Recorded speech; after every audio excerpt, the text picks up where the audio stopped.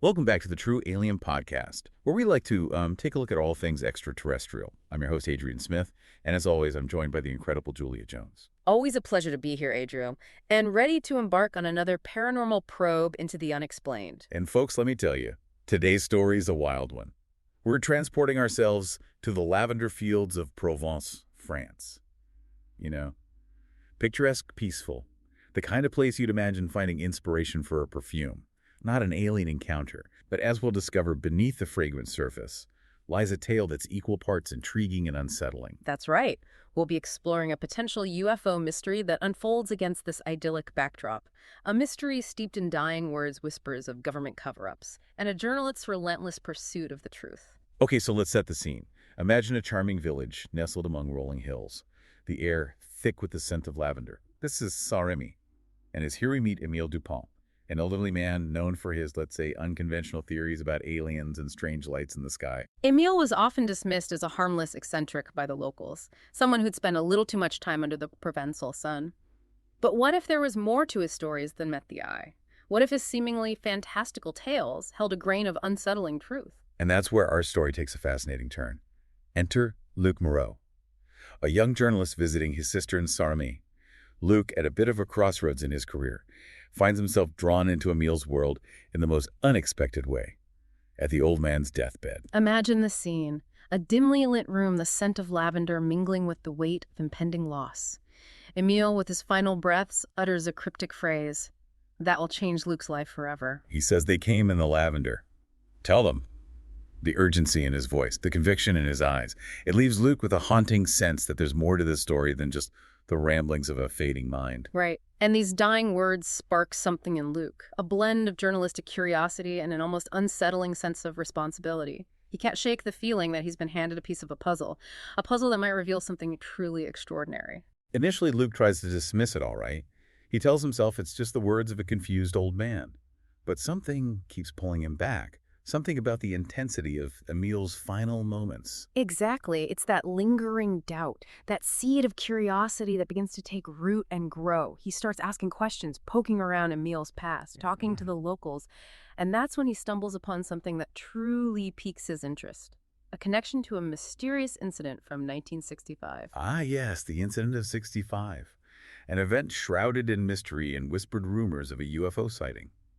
This is where things start to get really interesting, folks. Stay tuned as we delve into the details of this incident and uncover the truth behind Emile's cryptic warning in part 2 of our paranormal probe. We'll be examining witness statements, official reports, and exploring the inconsistencies that hint at something truly unexplained. Welcome back to the True Alien Podcast, listeners. We're picking up our paranormal probe where we left off, right in the heart of the lavender fields of Saint-Rémy, France. Last time we met Emile Dupont, a man whose dying words hinted at a secret hidden among the fragrant blooms. And now, our persistent journalist, Luc Moreau, is on a quest to uncover the truth about that mysterious incident from 1965. He's driven by Emile's words, but also, you have to admit, a healthy dose of journalistic curiosity. I mean, who wouldn't be intrigued by the possibility of a real-life UFO encounter? Of course, but it's more than just curiosity. Luc feels a responsibility to uncover the truth, to fulfill the dying wish of a man who clearly believed he had witnessed something extraordinary. So where does he start? What's the first step in unraveling a mystery like this?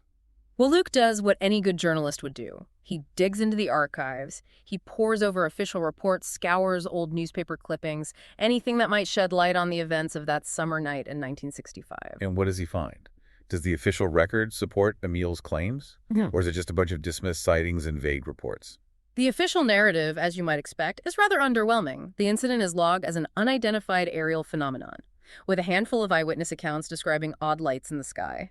But the details are hazy, contradictory, and ultimately inconclusive. So the classic UFO story.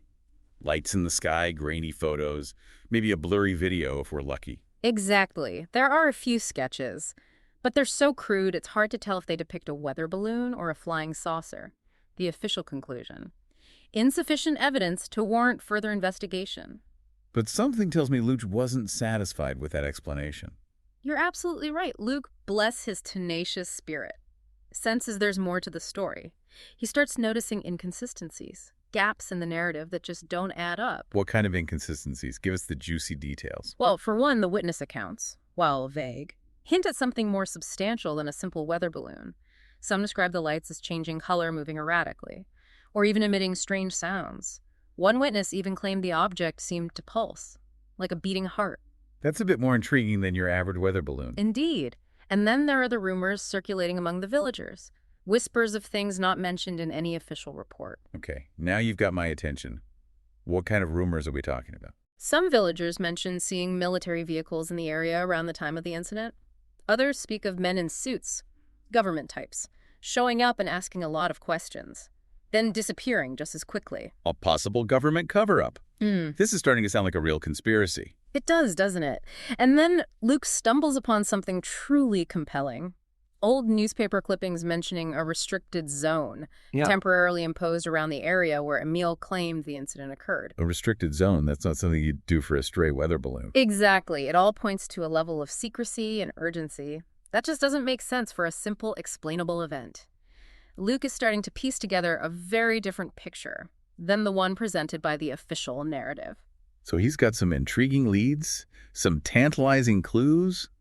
What's his next move? He decides to consult with someone who might offer a unique perspective on the incident. Dr. Aubert, Emile's physician, who we met briefly in the last part. Dr. Aubert. Yeah. The woman of science who's open to the possibilities beyond the known. Precisely. Remember, she acknowledges the limits of our understanding and believes there are things in the universe we may never fully comprehend.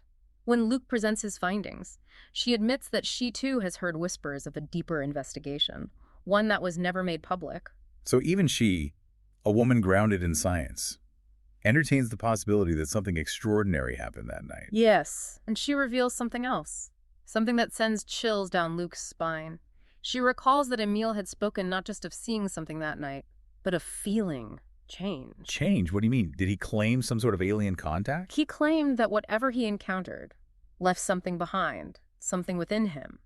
He described it as a feeling of being marked, altered in some fundamental way. Whoa, now that's creepy. So not just a UFO sighting, but a possible abduction or something even stranger. That's the question that begins to consume Luc. Was Emile simply traumatized by what he saw? Or was there a deeper, more sinister truth to his ramblings? It sounds like Luc's investigation is about to take a very personal turn. Stay tuned, folks, as we delve into Emile's cryptic journals and uncover the secrets that will lead Luc right into the heart of the lavender fields on a night that will change everything. We'll uncover the truth about the incident of 1965 and explore the chilling nature of what, or perhaps who, came in the lavender.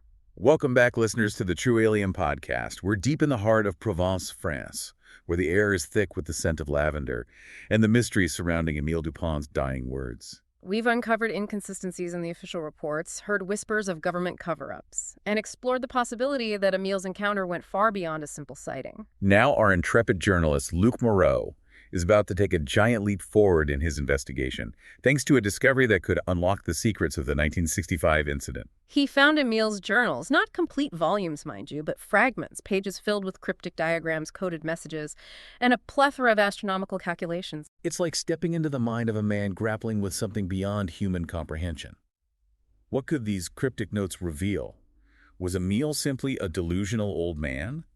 Or was he trying to make sense of an experience that defied logic and reason? Well, amidst the seemingly chaotic scribblings, Luc discovered a recurring theme. A date that seemed to hold immense significance for Emile, the anniversary of the 1965 incident. So he was obsessed with that night, even decades later. But there's more to it, right? Something about a celestial event. Exactly. The anniversary coincided with a rare astronomical phenomenon, a specific alignment of stars that wouldn't happen again for decades. Emile's calculations suggested he believed this alignment was somehow connected to what he had witnessed. It's as though he was predicting a return, or maybe even a harvest. That word harvest appears repeatedly in Emile's notes, often alongside sketches of lavender flowers being drawn upwards, towards a strange angular shape in the sky. That image is both fascinating and unsettling. Imagine the lavender, a symbol of tranquility and beauty, being harvested by some unknown force. What could they possibly want with it? That's the question that drives Luc. Armed with this new information, he spends his days combing through the lavender fields, searching for any trace of what Emile might have encountered, but his obsession begins to take a toll. He's pushing himself too hard, isn't he? Yeah. Neglecting his well-being, becoming consumed by this mystery. Yes. And the villagers, initially curious about his inquiries, grow increasingly wary. Some even warn him that he's heading down the same path as Emile, towards madness and isolation. His sister Marie becomes increasingly worried as she witnesses his transformation. It's a classic tale of truth being stranger and far more dangerous than fiction. But Luc's determination doesn't waver. He's driven to prove Emile right, to expose the truth, no matter the cost. And that drive leads him to the anniversary of the 1965 incident, the night of the celestial alignment. He convinces his worried sister Marie to join him in the lavender fields. They wait for hours watching the stars wheel overhead, but nothing happens. So is it all for nothing? Was Emile wrong? Was this just a wild goose chase fueled by an old man's delusions? Just when Luc's hope begins to dwindle, just when he's about to concede defeat, he sees it. A ripple in the air above the field, a shimmering distortion that quickly solidifies into an angular shape against the starlit sky. The object from Emile's drawings. The harvester. Yes. The impossible angles, the eerie silence. It's exactly as Emile described. Marie, awakened by Luc's gasp, sees it too, and a wave of horrified recognition washes over her. The shape matches the crude sketches from the 1965 police report. So it's real. Emile was right all along. What happens next? Does the craft land? Do they attempt to make contact? Nothing like that. There's no grand display, no attempt at communication.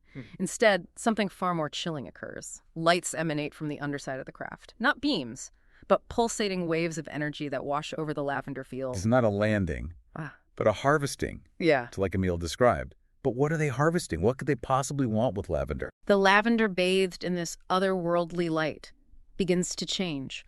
Its vibrant purple fades to a dull gray, its fragrant blossoms withering before their eyes. It's as if the very life force is being drawn out of the plants, absorbed by the craft hovering silently above. So it wasn't an invasion. Not in the traditional sense. They didn't come for conquest or to make contact. They came for the lavender. Exactly. And with that, the craft disappears as silently as it arrived, leaving behind a field of withered lavender and two shaken witnesses to an event that defies explanation. What a story, folks. What do you make of it? What were they harvesting? What secrets do those lavender fields hold? We may never know for sure, but one thing's certain. The universe is vast and full of mysteries, and sometimes the truth is stranger than we could ever imagine. It's a reminder that we should never stop questioning, never stop seeking answers, even when those answers lead us down paths we never expected to travel. Thanks for joining us on this paranormal probe into the whispers in the lavender. Remember to rate and follow the True Alien Podcast for more true alien stories and discussions of the paranormal. Until next time, keep looking up. But maybe be careful where you sniff the lavender with a wow.